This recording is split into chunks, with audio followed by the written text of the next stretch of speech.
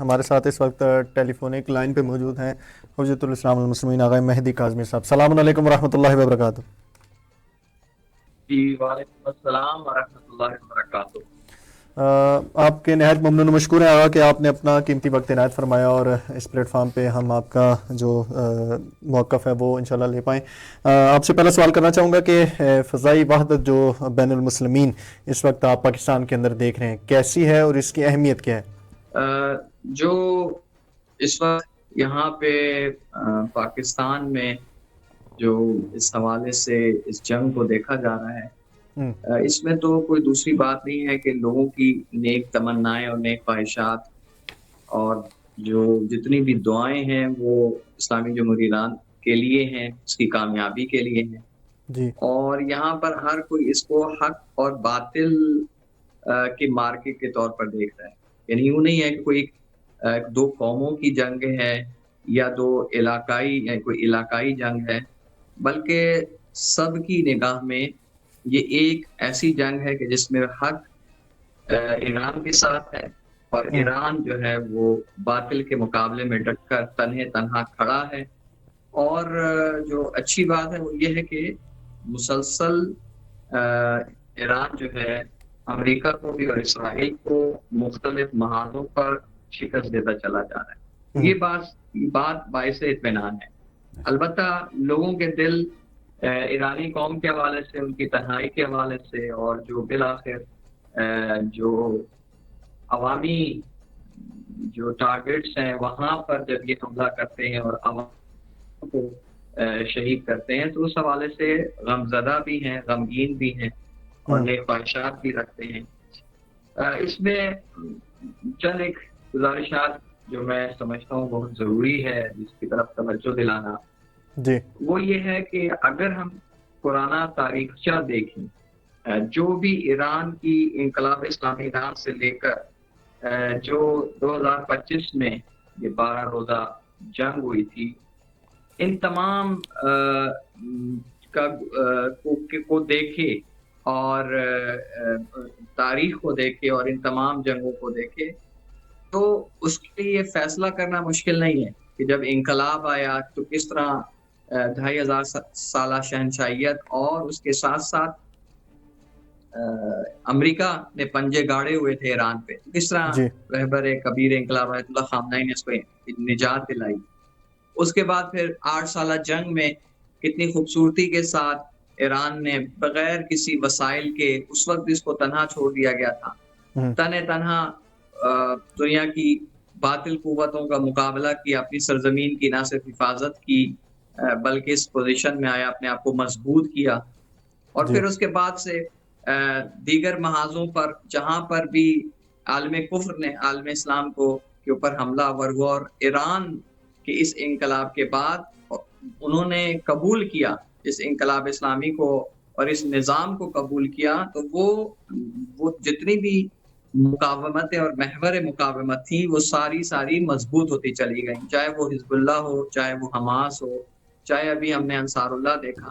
اور ان تمام محاذوں پر حزب اللہ نے اپنے محاذ پر اسرائیل کو اور حماس نے جو ہے اسرائیل کو اور انصار اللہ نے جو ہے وہ خلیجی ممالک کے مقابلے میں ڈٹ کر کھڑا ہوا، اس کے پیچھے امریکہ اسرائیل کی طاقتیں تھیں، ان سب کو شکست دی. تو جی ان تمام سینیریو کو اگر کوئی جان لیتا ہے، اس سے آگاہ ہو جاتا ہے، تو پھر اس کے لیے اس جنگ کا نتیجہ واضح ہے کہ فتح حتمی یقینی، یعنی اس میں کوئی شک و شبے کی گنجائش نہیں ہے کہ اسلامی جمہوریہ ایران کی ہوگی. اب یہاں پر جو ایک نقطہ ہے وہ میں بیان کرنا ضروری سمجھتا ہوں کہ اس میں جو شرائط ہیں وہ کیونکہ فاتح ایران ہوگا تو یہ طے شدہ انشاءاللہ. بات ہے کہ شرائط بھی ایران ہی کی طرف سے رکھی جائیں گی اور وہ دنیا کو قبول کرنا پڑے گا. یعنی ایران جب چاہے گا تب یہ جنگ ختم ہوگی. کوئی اور دنیا کی طاقت جو ہے ایران کو مجبور نہیں کر سکتی ہے جنگ ختم کرنے کے. انشاءاللہ. آپ سے پوچھنا چاہیں گے، آپ خود پرنسپل بھی ہیں ایک دینی ادارے کے، آپ سے سینکڑوں جو ہے وہ ائمہ مساجد، ائمہ جماعت جو ہیں وہ رابطے میں ہوتے ہیں. मुल्क की जो है वो दीनी मिली तंजीमें आपसे राब्ते में होती हैं, शिया सुन्नी उलमा आपसे राब्ते में है, क्या जिम्मेदारी बनती है इन सब की, शिया सुन्नी उलमा की, आइमा जुमा जमात की, खुद शिया जवानों की, तालिब इल्मों की, क्या जिम्मेदारी बनती है इस मौजूदा सूरत हाल में?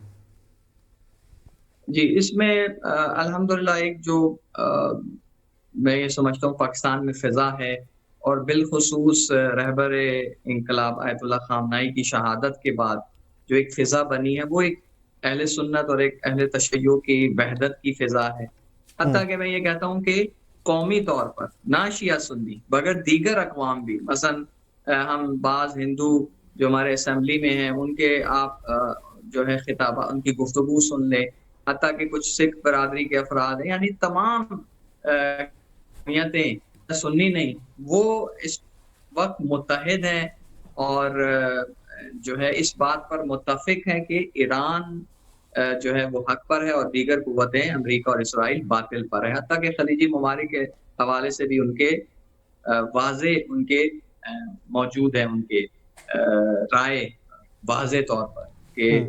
वो इस वक़्त साथ नहीं दे रहे ईरान का और इस वक़्त जो उनका किरदार होना चाहिए, उससे मनफ़ी किरदार उनका वो अदा कर रहे हैं। तो हम्म। ऐसे में जो इस वक़्त पाकिस्तान में वहदत की फ़िज़ा कायम हुई है, तो जी। सबसे पहला पैगाम यही है कि हम कोई ऐसा काम ना करें और इस कामयाबी को या इस जंग को कोई एक मकतब फ़िक्र की या एक ख़ास जो है फ़िरके की जंग में तब्दील ना कर दें, जी। इसको से मखसूस ना कर दें, बल्कि ये आलम इस्लाम की जंग है। मैं ये कहूँगा जी। कि आलम इस्लाम आलम कुफ़्र के मुकाबले में डटा हुआ है और एक तरफ आलम मुनाफ़िक़त है, जो इस्लाम का लिबादा ओढ़ के जो है आलम कुफ़्र का साथ दे रही है। तो ये अल्हम्दुलिल्लाह अवाम दुनिया की बेदार हो रही है, बिलख़ुसूस अल्हम्दुलिल्लाह। पाकिस्तानी अवाम बेदार है और ये वहदत की जो फ़िज़ा है, हमें इस सबसे पहले इसकी हिफ़ाज़त करनी है।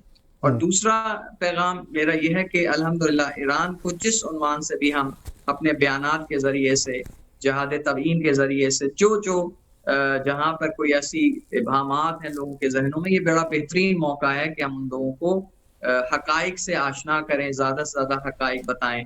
और जैसे मैंने आपको कहा तारीख़ जो है इन्क़िलाब इस्लामी की, उससे आशनाई दी जाए ज़्यादा से ज़्यादा। और हम्म। तीसरा अहम नुक्ता ये है कि हमें मुत्तहिद होकर अब पाकिस्तान से जो अमरीकी मफ़ादात हैं, इनके मुकाबले में मुत्तहिद होकर अमरीकी मफ़ादात को एक से बढ़कर एक नुकसान पहुँचाना होगा। हमें अमरीकी मफ़ादात को पाकिस्तान से और पाकिस्तान के ऊपर जो इस वक़्त उनका तसल्लुत है अमरीकी सोच और फ़िक्र का, तो पाकिस्तान को आज़ादी दिलानी होगी। और ये मैं समझता हूँ कि वो पैगाम है, वो सबक है, जो ईरानी कौम की मुकावमत से, दुश्मन के मुकाबले में, बातिल के मुकाबले में डटने से हमें समझ आ रही है।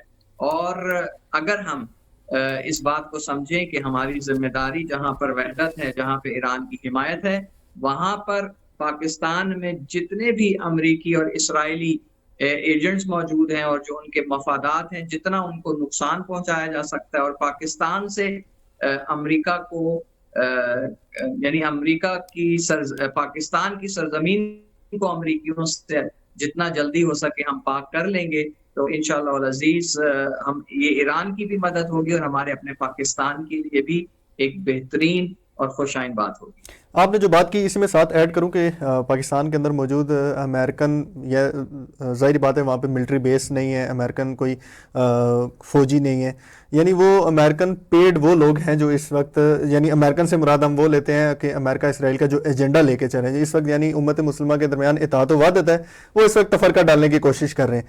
आपसे ये भी पैगाम लेना चाहेंगे कि वो जो तफरका डाल रहे हैं, उम्मत मुस्लिमा के दरमियान दरार पैदा करना चाह रहे हैं, उनके लिए आप क्या पैगाम देना चाहेंगे और बाकी उम्मत मुस्लिमा के जो जवानों को कि उनके मुकाबले में उन्हें क्या करना चाहिए? देखिए एक बड़ी तादाद लोगों की ऐसे होती है कि जो बड़ी तादाद ऐसे लोगों की होती है कि जो चढ़ते सूरज को सलाम करते हैं और हम्म। इसमें भी एक बहुत बड़ा ऐसा टोला है जो मफाद परस्त टोला है कि जिसको ये दिखाई देता है कि अमेरिका उसको मदद करेगा या उसको जो है उसके पीछे उसको जो है कुछ ना कुछ उनको ज़ाती और माली फंड्स देगा मफादात या हैं। इस तरह के काम। हाँ, तो अब हम ये समझते हैं कि ये बड़ी तादाद आप समझ लें कि ये अब अमेरिका जो है वो डूबता सूरज है। हम्म। इसराइल जो है वो अब डूब चुका है। वो अभी तो हमारे सामने ابھی میڈیا جیسے رہبر شہید نے کہا تھا اپنی آخری اسپیچز میں کہ یہ وہ ڈوبتا ہوا ٹائٹینک اور اس کی کوئی ٹکٹ لے کے میں اس میں سوال ہونا چاہتا ہوں. یہ یورپ میں بعض لوگوں نے کہا. جی. تو یہ پیغام ہے ان لوگوں کے لیے کہ ابھی بھی ہوش کے ناخن لیں, اب اپنی ہمدردیاں جو ہیں وہ تبدیل کریں, اور اگر وہ دنیا بھی چاہ رہے ہیں, آخرت تو واضح ہے کہ یہیں پر ہے, دنیا بھی چاہ رہے ہیں تو دنیا بھی یہیں پر ہے.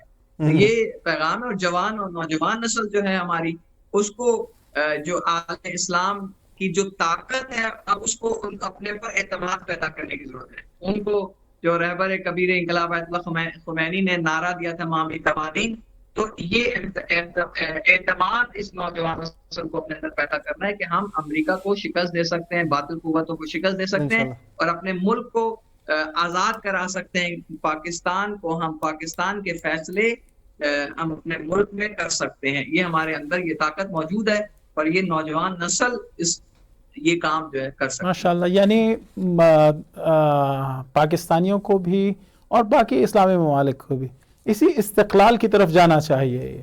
یعنی اختیار ان کے اپنے کاموں سے متعلق تمام تر اختیارات ان کے اپنے پاس ہوں, نہ یہ کہ امریکہ یا عالمی استکبار آ کے انہیں ڈکٹیٹ کرے.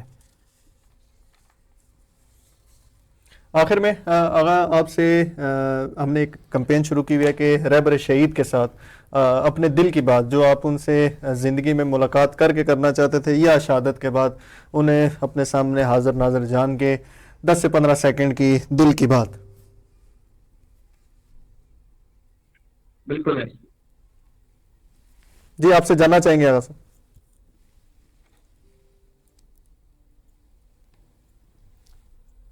آغا آپ کو آواز آ رہی ہے؟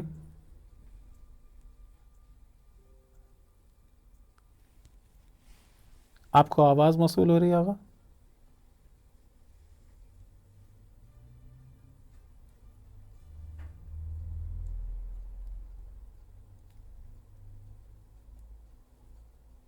آپ کو آواز آ رہی ہے آغا صاحب؟ آغا آپ کو ہماری آواز آ رہی ہے؟ مجھے ذرا سوال تھوڑا ایک دہرا دیں. جی, یہ ایک درخواست ہے تمام علماء سے بھی اور مومنین سے بھی, اور فرق نہیں پڑتا ہے اہل تشیع ہوں یا اہل تسنن ہوں, کوئی بھی مسلمان یا غیر مسلمان حتیٰ رہبر معظم شہید سے اپنے دل کی بات اگر کرنا چاہتا ہو 15 سیکنڈ میں آپ 15 سیکنڈز میں آپ رہبر معظم شہید سے کیا بات کہنا چاہیں گے؟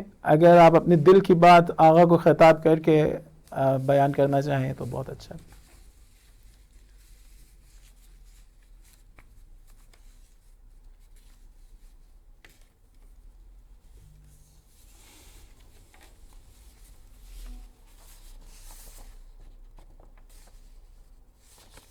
شاید آواز نہیں جا رہی.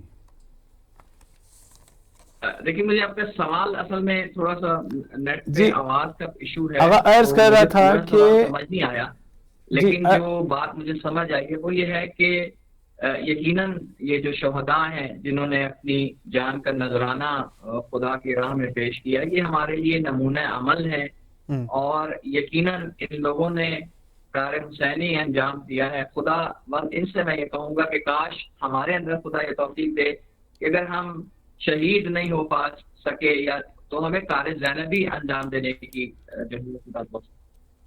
الہی آمین. بہت شکریہ آغا, آپ کے نہایت ممنون مشکور.